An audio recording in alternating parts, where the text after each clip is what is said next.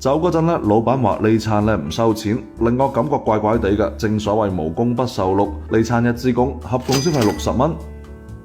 大家好，我係有嗰句講嗰句嘅斜槓壯年 Theo。凌晨4點幾喺 Chewy 咧飲到肚餓啊！今日咧決定唔叫外賣，選擇咧主動出擊，去一去海珠區入邊嘅九龍城寨，食一間我淨係試過外賣嘅鋪頭。隨住我哋一路深入啊，導航咧都開始無法識別眼前嘅路啦，明顯咁感覺到司機咧都開始有啲不安。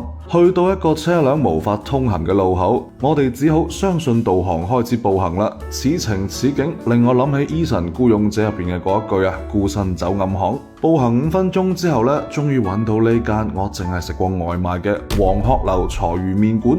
裝修咧比呢度嘅其他鋪頭咧都要光猛，而且咧都更加整潔。上次外賣食嘅咧係乾拌腰花麵同埋財魚麵，調味咧其實幾啱我口味㗎，鹹辣中咧帶啲鑊氣。今次咧就試一啲感覺咧打包外賣會冇咁好食嘅嘢啊！鱔魚炒麵。炒麵呢家嘢咧都係堂食為佳，畢竟入咗打包盒咧就容易有倒汗水，十分影響狀態。熱氣騰騰嘅賣相，再加埋特別突出嘅青椒香氣，真係相當有食慾啊！上次外賣斗膽試咗下中辣，今日咧都仲係老老實實咁選翻微辣就好。爽脆多汁嘅料頭同埋乾爽嘅麵呢係幾唔錯嘅組合啊！麵嘅口感呢都仲係保持住筋道㗎，唔會太腍，比較啱我口味。食起身呢感覺唔到多餘嘅油分，相當乾爽，值得肯定嘅。現炒嘅麵呢相當有鑊氣，係令我一啖接一啖嘅理由啊！不過咧，肉碼方面就輕輕跌鑊咗少少，切成細長條狀嘅鱔魚，帶住唔少嘅骨刺㗎，食起身咧都幾唔舒服，而且調味上咧都並冇令呢個麵加分啦。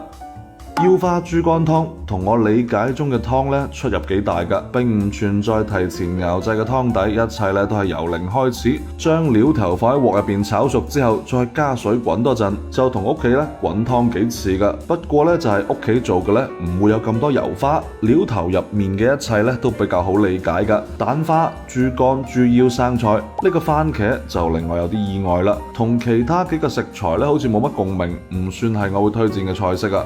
呢餐一支公，合共消費60蚊。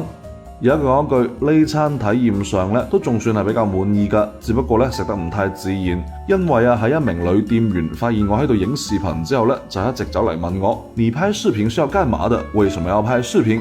語氣咧並唔太友善嘅，好似咧係有啲咩唔見得人嘅嘢，驚咧俾我影低一樣。後尾咧，另外一位目測係老闆嘅男子出現啦，語氣咧都平和好多。傾咗幾句之後咧，仲熱情咁請我試一試佢哋自己做嘅滷味、老牛展同埋老牛肚。牛展口感咧幾唔錯噶，都幾入味，會係咧唔錯嘅下酒菜。牛肚嘅話咧偏硬咗少少啦，不過底味咧都仲係唔錯噶。走嗰陣咧，老闆話呢餐咧唔收錢，令我感覺怪怪地嘅。正所謂無功不受祿，而老闆咧又唔肯話我知價格喎，咁只好根據菜單上面湯同麵嘅價格再往上添多少少啦，湊翻個整數，支付咗60蚊。